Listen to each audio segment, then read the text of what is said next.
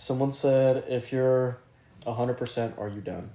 If you're 100%, are you done? Well, that is sort of a loaded question. If you're talking about pay, a lot of people get to 100%, start collecting the money, and they don't realize that there's a bunch of other things. So I would say when you get to 100%, you sort of just got started on that journey.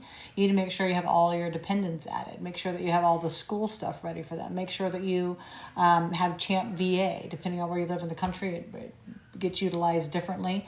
Depending on where you live, you may need to go get your registration handled. I'm here in California. I'm 100%. I enjoy that DV, that disabled veteran license plate. There's no parking here, so it is helpful. I don't pay my reg. I pay a little less on my taxes for my home. And depending on where you live in the country, there's a lot of benefits when you hit 100. And are you 100% P&T? I mean, what kind of 100 are you? So I would say that people are just sort of getting started. Like your new journey starts once you get to 100 to make sure that you go and get all the rest of the things and all of the rest of the monies and entitlements and things that come along with being 100%. So you're not totally done, no. Mario Martinez asks, how can you help with unemployability? With unemployability. So another loaded question. So we always tell veterans, if you qualify for unemployability, you really should be 100%. It's a trap that the VA gets you into because all they're going to do is pay the delta. So let's say you're at 70% and you're going to collect the delta in cash that gets you paid at 100. That doesn't mean that you're at 100. It doesn't mean that everybody in your family has the same benefit set. So we always say, why don't you let us pursue trying to get you the 100? If we can't, we'll go and help you apply for the unemployability, but you're better served by being 100% P&T. Unemployability means that you can't earn over a certain amount of money, and we don't like to limit our veterans in case you do want to have a business or you want to have a job, you want to be able to earn income. It's better for you to be at 100%. So Dylan, who asked the if you're 100% Yep. are you done question, also asked, so what's the charge for your service? Is it $10,000? It is not $10,000. So our service, there's 3 ways to pay. And so the first one is $11.97. That's the least expensive. The next one, if you can't afford the $11.97, there's 3 payments of $500 or 6 payments of $350, giving people some more runway to come up with the money. It gets a little more expensive if we're waiting on our funds. We're not a bank. But we are definitely the least expensive in the industry. We take no back pay. We also guarantee our results. So if after helping you 2 times with 2 rounds, we can't get you there, we're going to let you have your money back or take us up on the 3rd round. So not only will we do 1 round, we'll guarantee our results for that $11.97. James didn't really ask a question, but he said he's at 80% in unemployability. What would you recommend for him? So if you're at 80% collecting the unemployability, if I were you, I would comment now because we have a huge live staff of 91 people on right now.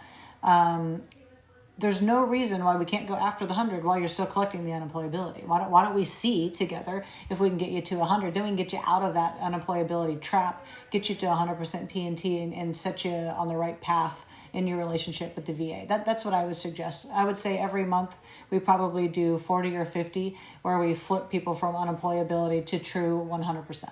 I do not feel that people who collect unemployability shouldn't be at 100. There's a reason that you are unable to work and you should be getting compensated at the 100% level. There's something that somebody did to convince you to do it rather than to go to 100, or there's just something missing in the expertise to get you there. And a lot of times it's bumping up that mental health, going back all these low orthopedics we have, flipping them higher. There's a definite strategy and a way to stack and layer to get yourself to 100. So I would go after it. Comment below. We got a ton of people in here asking a bunch of questions, which is really great. We appreciate that. So, yeah, okay. After that, Josh said... Hi, Josh. He's in the process, and Amy F. has been amazing, so I guess he's enrolled with us. Amy is great. Highly recommend, so thank you for that. Thank you. TJ said, what do you get for $11.97? Guarantee to 100? What kind of success rate do you guys have? So That's a good question. So our success rate can be pulled apart into two things. We do our success rate off of veterans who went through the whole through the whole process. Some veterans get enrolled and their anxiety has them sort of freak out and bail on themselves and on the process. And we don't count that against us because you're not finishing the process. But of the veterans who have finished the process and let us do the work that we do, we have a 99.7% success rate. Not to say that that's all on round one. We may have to go another round, and we do that on us. We are very successful. We had a guy at 0% on round one, 0% on round two. He could have got his money back. He chose to take us up on that third round. He went from 0 to 100. You never want to give up. That's why you need to have help that's going to help you go more than one round, because defeating the VA is done sort of in tranches. I'll call him back. Is done in tranches, and it's very important for you to be in that fight. So for the 1197, your first appointment is going to be what we call pre-claims. That person's to make sure that you can use Zoom well. So they're going to get you through the technology.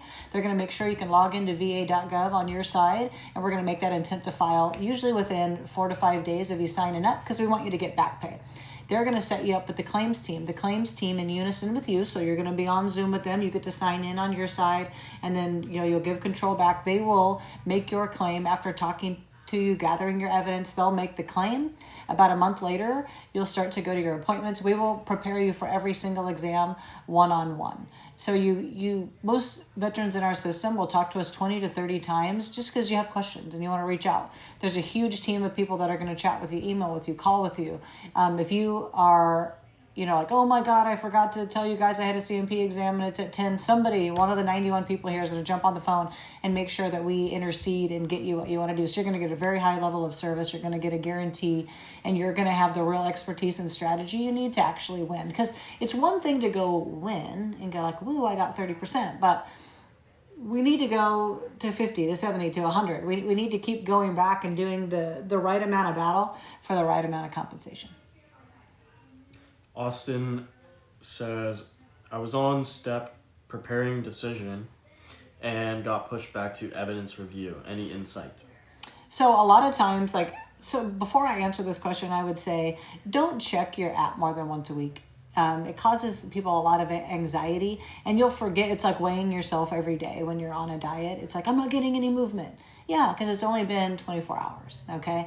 So there are times when you're going to bounce back and forth between steps. A lot of that is, it went to, say, the person who's going to make the decision, and they said, hey, I'm missing something from the CMP exam, or I'm missing a piece of information that I need, and they may shove it back and then ask you, hey, I need a statement from you. Hey, I need you to go to this CMP exam.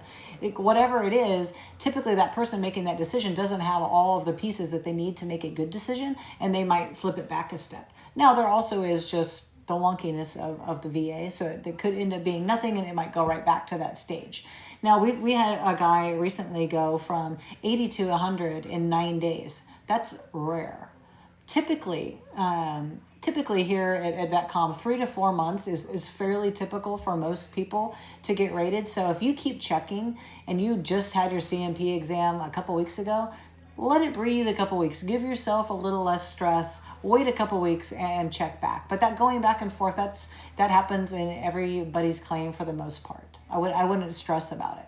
But you're also, if you guys want to write this number down, you can just call the VA's 1000 number and just say, hey, I would just like a checkup from the neck up, what's going on.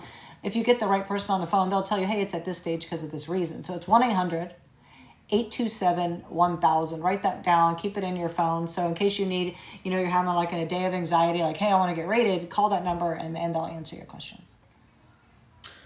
Well, we've been having a ton of people in the comments saying like, vouching for us, saying, oh, Giselle worked with me. She's awesome. She's a go-getter. If anyone in the chat isn't sure. Yeah, Giselle's great. And someone said, if anyone is in the chat not sure if they should do it, just do it. Just start. It's legit. So we appreciate that. And I want to say something based off that, somebody in the comments is saying, hey, if you're waiting, just do it. So kind of our whole mantra here at VetComm is, you have waited long enough, even if it was a day. It's too long. Many of you have waited 5 years, 10 years, 20 years, 30 years. I mean, we're helping people in their 90s. And if you're watching this and you're in your 30s, 40s, 50s, and you're thinking you waited too long, well, we're helping people in their 80s and 90s get from 0 to 100. So it's never too late. And the best day to start is always now, because and this is something I've been meaning to address with the veteran community. And I can't always talk about it like in an ad or an organic piece of content. I don't think people understand the gravity of what is at stake, to get rated. You could get anywhere from 1,000, 2,000, 3,000 up to 4,000, which is what I collect. I actually collect more like 4,400 because I have dependents. But that's life-changing money for a lot of people. That's grocery money. Like, we had a little old man tell us, I know this is going to sound crazy, but now I can afford the good cheese. We just had one of our employees get to 100, and with his back paycheck, he went and put half down on a brand new Dodge Ram. We had somebody recently be able to buy a ring for this woman that he's been dating for so long. He didn't think he could come up with the money to really get her that ring. We've had people going on vacations, like changing the lives of their kids. This is a decision that you need to just rip the Band-Aid off. Let's just get it done. And if you don't have records, who gives a shit? Let's just start now. You have to have this perfect thing to get started. Let's just start now, because you're 4 months away from getting paid. So let's just get it done. Mario Martinez says, I am at 80% now, diagnosed with PTSD, just got denied with sleep apnea, did a sleep study with the VA. There's really no question there, but maybe you can give them some insight. Now, I don't know if you're rated for the PTSD or not. If you're at 80%, I got to think maybe you're rated a little low on the PTSD, maybe 30 to 50%. Getting sleep apnea approved now is difficult. It's more difficult than it used to be. It's not impossible. But what happened was, the reason why it's harder to get approved for the sleep apnea, even if it is diagnosed, there's really not truly, if we're being honest, the VA gave out way too many people awarded sleep apnea. And then they went, holy shit, we gave all these people 50%. And that's $1,000 by itself. They were like, man, we really messed up. We were just blanket giving everybody who had sleep apnea, we were awarding them all this money. And then they freaked out because they're an insurance company. They paid too much money. So they said, how do we make it a little bit more difficult? Because it was very easy to tie into PTSD. Now people are having more success tying it to, obesity, sinusitis, rhinitis, and those type of things. But I wouldn't get hung up on or stalled out trying to hyper focus on winning sleep apnea, because it's 50%, right? If your PTSD is only 30, let's flip it to 70. Let's flip these 10s that you have to 20s.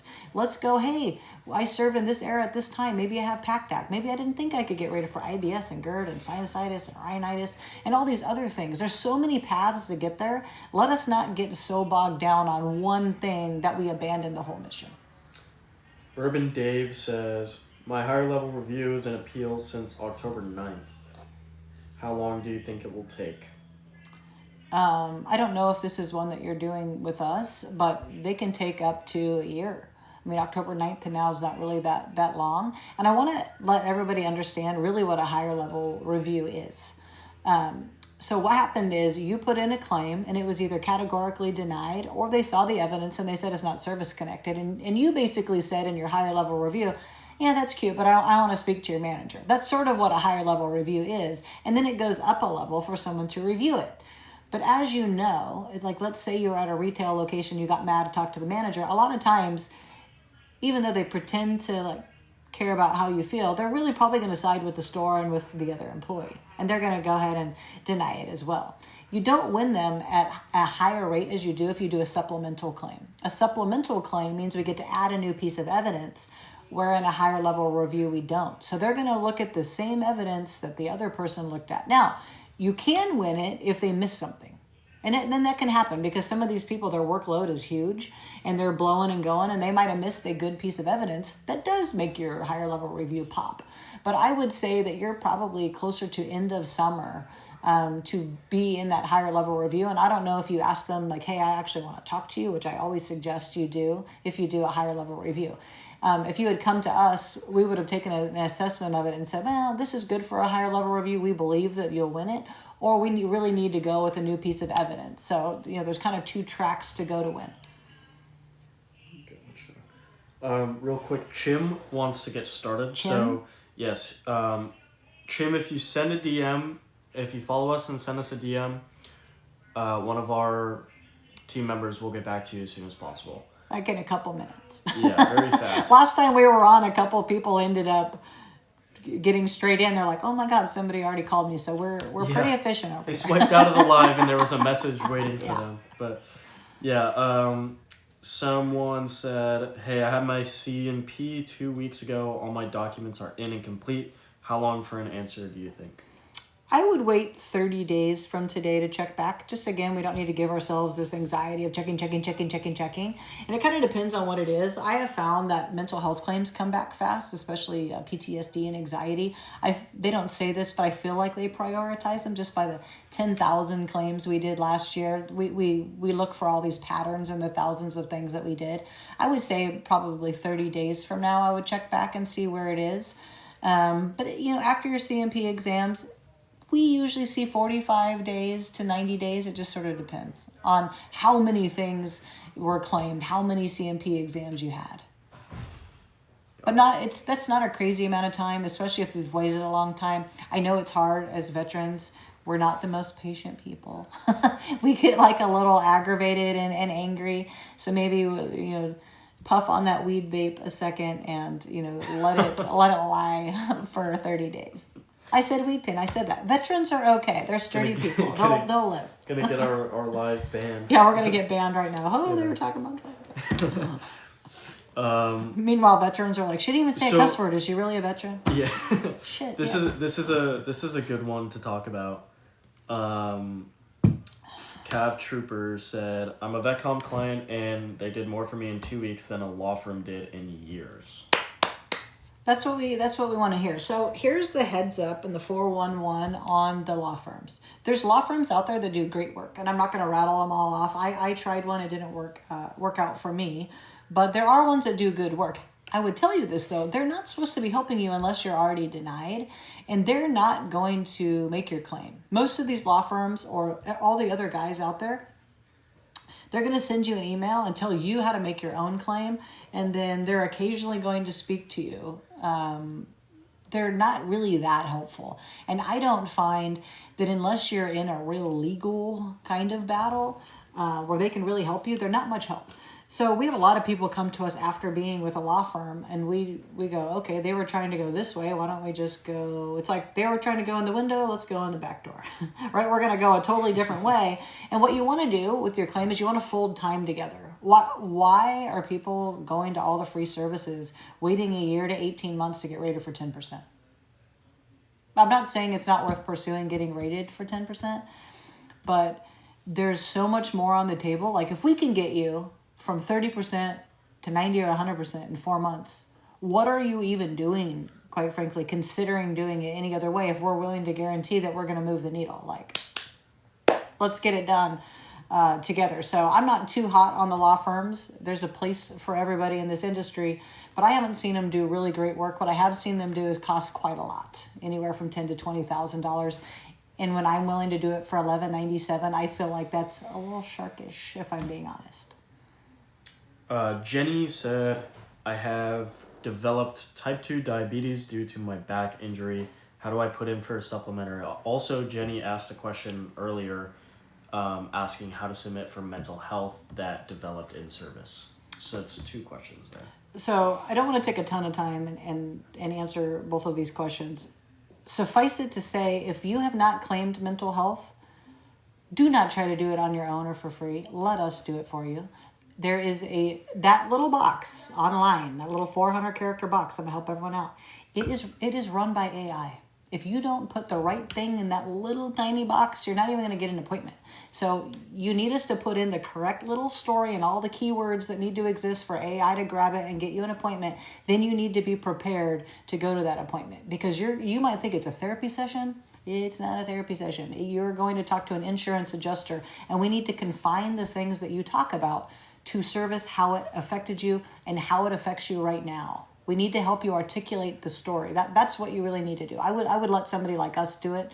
And the type 2 diabetes is if the back is rated already, then we can say, I stop moving as much, and I put on weight, and through putting on weight and 1 second, everyone. Sorry. I'll be in there in just a second. No, I'll be in. Okay.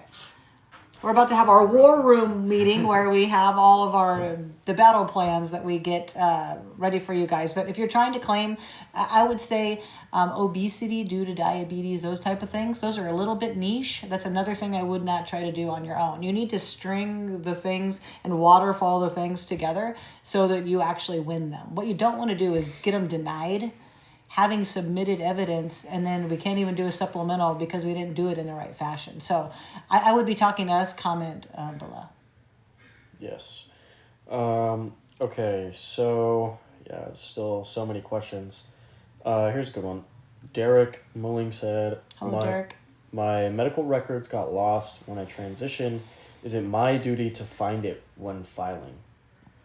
So here's what I would say. We help a lot of people from the generation where their records were burnt in the fire.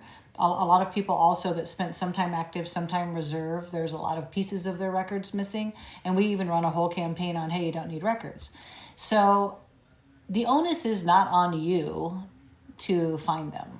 A lot of times they might just not have your whole record. But I wouldn't let not having any records completely stop you. And here's why.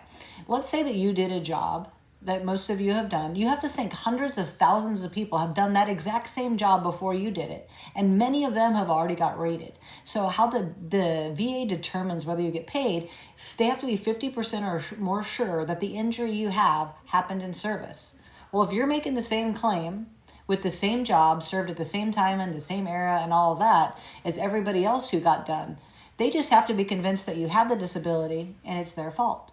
The their fault part becomes pretty easy. Like, let's say you're somebody who jumped out of airplanes. You probably have bad back, neck, knees, hips, ankles. If you had a very high stress job, you probably have anxiety. If you served under the PACT Act eras, you probably have sinusitis, rhinitis. Some of these things are presumptive. We don't have to have a piece of evidence for every single thing. We have to have good storytelling, and we have to have good preparation to win. Got it. And you have buddies. We can get your buddies to write letters. There's so many things that we can help you fill in with that you don't even know about. And there's so many things that are considered evidence that you wouldn't think. Like we helped a guy, the guy who said, about getting the good cheese. He was caught in a typhoon. The man's 90.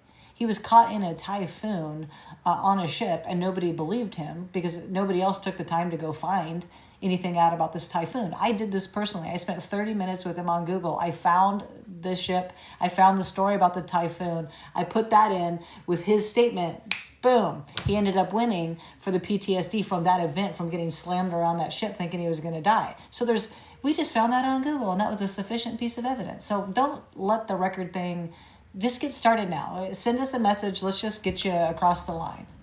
Brandon Wisco said, talked with a VSO today about mental health, and they said I need to have a therapist write a letter, but how would they know how I was 10 years ago versus today? So it always does help to have letters, but here's the thing. Let's say that what you have is more like anxiety. Most people that have PTSD, most of them have anxiety. 70% have anxiety, 30% have depression, but that anxiety drives that depression, right? So if you did a job like so many other people did, where you were at what they call the constant state of ready, where like people are relying on me, so I check things, I'm hypervigilant, and I overthink things, I overanalyze, I have analysis paralysis. That alone, we usually get people 50 to 70% for with no evidence. Because again, depending on what you did in the service, there's a very high likelihood that you're going to have some residual, mental health damage. We may say, hey, if you have a current provider, go get them to write a letter. But correlating it back to service, depending on what you did, that's the easy part. Showing them how you're affected now can sometimes be more the hard part if you're not prepared to go tell that story. Cav Trooper again said, a VA law judge found cause to remand my appeal to the VBA in October. Am I just stuck waiting now? Yes, you are. That's a simple answer. Yeah, I wish yes. A veteran talking to veterans, we're like, yeah, no, sorry. James Rush said, do they really accept buddy statements and Nexus letters? You have to get review levels for app. I'm not sure what app is short for there. But. They They take not just buddy letters, from your friends, from like a lot of people say might have been married to somebody who slept next to them when they were in the service and they had sleep apnea that can attest like for things like that. Yes, they do take them. I don't think Nexus letters carry the weight that you guys believe they do. It's an industry, Nexus letters. So there's a lot of marketing around how good they are. When you get in our program, if you have a doctor, we have a little packet we have you give to your doctor so they can write a real letter. Okay, the Nexus is just as the origin. Did this disability originate in service 50% or greater, yes or no? And they're going to put in, some things about your background. But your doctor's more likely, if we fill out a DBQ for you, and they can just fill in a little bit of this PDF and sign it, they're far more likely to do a DBQ, and they won't charge you much for it. And it goes way further because a VSO, they can read, the raters, they can read through that really quick. And they know where all the boxes are. To read through a Nexus letter, they're not doctors.